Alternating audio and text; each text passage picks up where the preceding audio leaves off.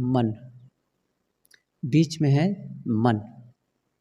जब यह मन इस शरीर और संसार की ओर लग जाता है तो आदमी संसारी हो जाता है, और यही मन जब आत्मा की ओर, शाश्वत की ओर लग जाता है तो वो सन्यासी हो जाता है, और कुछ नहीं है। आप ये मत कहिए कपड़ा पहन लिए इसलिए सन्यासी हो गए, मैं तो गृहस्थ का कपड़ा पहना इसलिए संसारी हो गए। नहीं, कपड़ा पहनने से सन्यासी और संसारी नहीं हो गए। ये जो मन है ना, जैसे ही संसार की ओर लगा, जैसे ही शरीर और संसार की ओर मन लगा, वो संसारी हो गया। और वही मन है, वो यदि कहीं घूमा, वो कहीं मूव किया, परिवर्तन किया, वो दिशा बदला, वो सन्यासी हो गया। इतना ही अंतर है। आदमी सन्यासी हो सकता है बिना कपड़ा बदले, और साधु गृहस्थ हो जाता है बिना गृहस्थ के कपड़ा पहने। मन ही तो है, मन में क्या चल रहा है वो बहुत महत्वपूर्ण है। असली चीज है आप किसके प्रति जुड़े हुए हैं, आपका मन कहाँ लगा हुआ है। वो बहुत पुरानी कहानी याद करो, सब लोग सुने हैं, दोहराऊं। एक आश्रम था, एक साधु रहा करते थे, और उसके कुछ दूर बाजू में एक वेश्या रहा करती थी। यहाँ साधु के दर्शन के लिए लोग आते थे और आशीर्वाद लेते थे, सत्संग वार्ता करते थे। ये सारी क्रियाकलाप को देख करके, सारी गतिविधियों को देख करके वो जो वेश्या रहती थी उसके मन में होता था, सन्यासी कितने अच्छे हैं, लोगों का कल्याण कर रहे हैं, अपना कल्याण कर रहे हैं, और मुझे देखो, मैं देह व्यापार में लगी हूँ, कितना मैं अन्याय कर रहा हूँ। धन्य है वो सन्यासी। रात दिन उनका मन किस पर लगा रहता था? सन्यासी की ओर। लेकिन वो जो सन्यासी था कि देखो मैं साधु हो गया हूँ, सन्यासी हो गया हूँ, और ये जो संसार का भोग है, सुख है, कुछ नहीं, मुझे तो मिल ही नहीं रहा है, वही भोग रही है। एक बात। दूसरी बात मन में होता था कि महादुष्टा है वो, भ्रष्ट है, ये है, वो है, हर समय उसकी निंदा और आलोचना में लगी रहती थी, और ये उसकी प्रशंसा में लगी रहती थी। वेश्या सन्यासी की प्रशंसा में लगी रहती थी, और साधु जो था किसका? उसकी बुराई और दोष को देखने में लगे रहते थे। ऐसा संजोग दोनों की मृत्यु हुई तो यमराज के पार्षद आए, और जब आए तो वो क्या कर रहे हैं, वो जो देव यमलोक में ले जाने वाले जो देवदूत थे वो साधु के पास पहुंच गए कि चलो चलना है। उसने कहा अरे धोखा हो गया लगता है आप लोग गलत जगह आ गए हैं।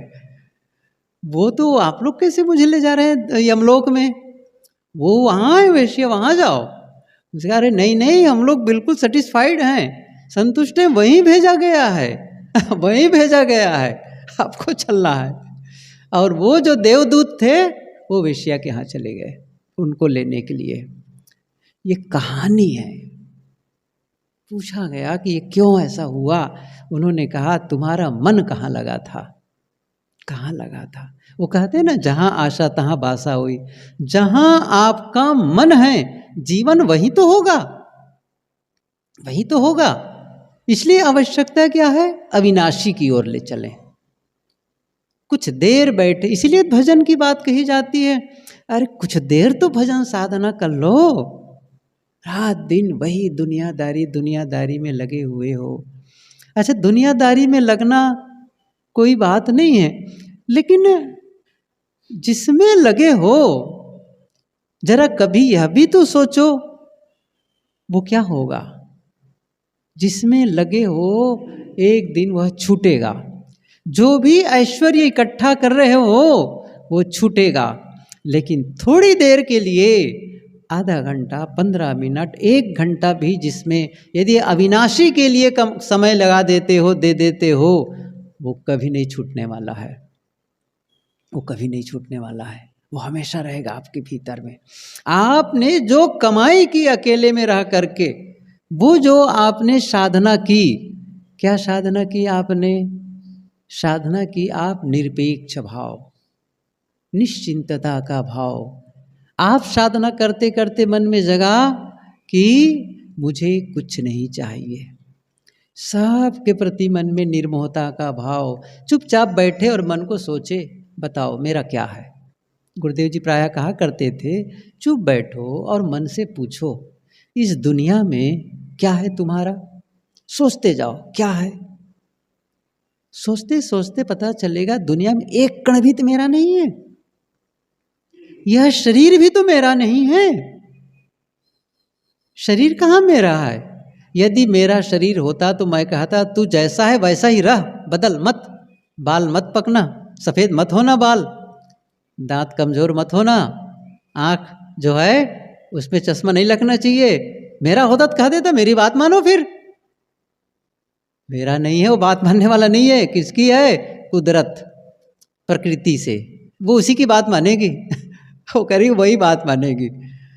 तो फिर मेरा शरीर ही नहीं है, तो शरीर से जो भी संबंधित है वो मेरा क्या है। सोचो, ऐसा सोचने लगेंगे 5 मिनट 10 मिनट तो क्या होगा।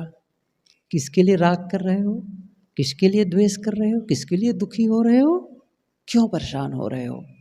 शांत रहो। ये जो वैराग भाव जगता है, इस वैराग्य भाव जब जगता है, इस वैराग्य भाव में फिर वो स्थिर सत्ता की ओर जाता है मन। नहीं तो मन में बार बार राग रंग, वही संसार, प्राणी, पदार्थ, तो फिर क्या होगा। जब वो आता है तो उसके संबंध में लड़ाई झगड़े दुख तमाम प्रकार की घटनाएं घटी है, सब संबंधित होते चले जाते हैं। घटनाएं अच्छी भी घटी हैं, घटनाएं बुरी भी घटी हैं। अच्छी घटनाएं घटी हैं, मन में क्या होता है, और हो जाए और बढ़ जाए और हो जाए, तो उसके प्रति राग बढ़ने लगता है, राग बढ़ने लगता है। और जो नहीं है उसके प्रति वैर बढ़ने लगता है। तो राग और द्वेष के कारण बनते हैं, राग और द्वेष के कारण बनते हैं। फिर क्या होता है, उसने मुझे दुख दिया, उसने मुझे वैसा किया, वो आदमी बड़ा मुझे सुख मिला है, उस आदमी के रहने से मैं सुखी हूँ, मुझे सुख मिला है।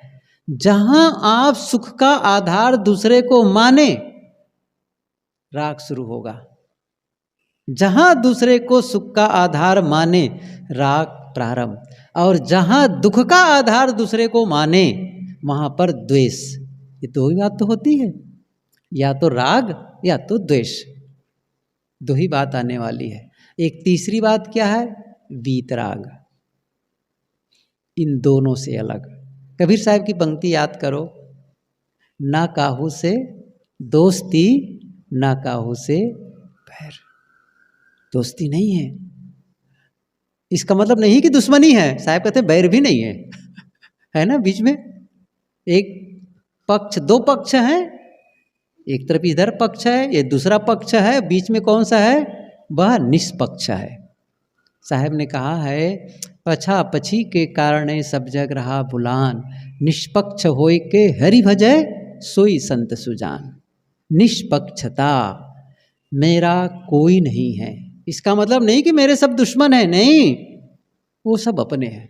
ठीक है, गुरुदेव जी की ये बात व्यवहार में क्या कहना है, सब अपने हैं।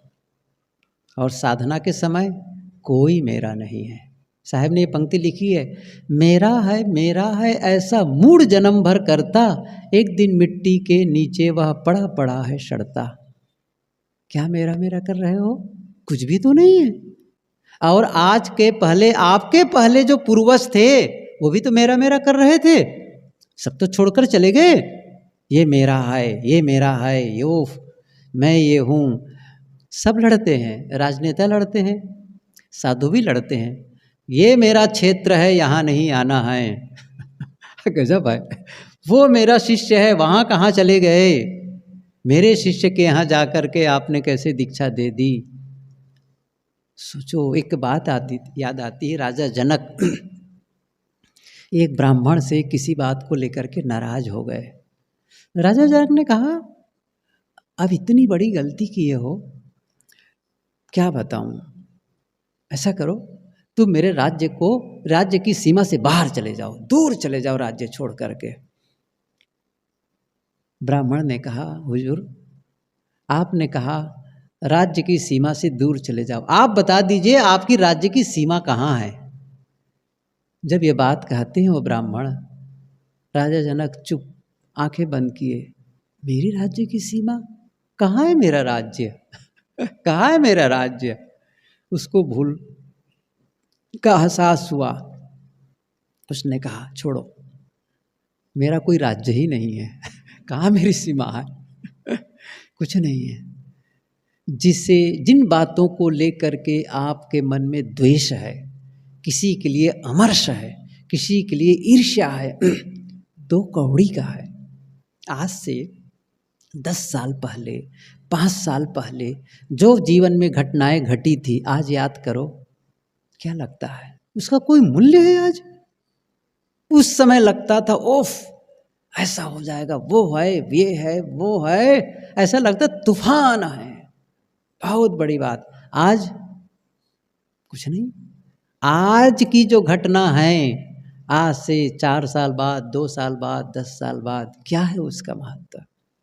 आज सुबह 9 बजे के बाद यहाँ 2 बजे तक अंदर में हंगामा था। बहुत सारे लोग आए हुए थे, हो हल्ला, बच्चे हल्ला कर रहे थे, विद्यार्थी आए थे, शिक्षक आए थे।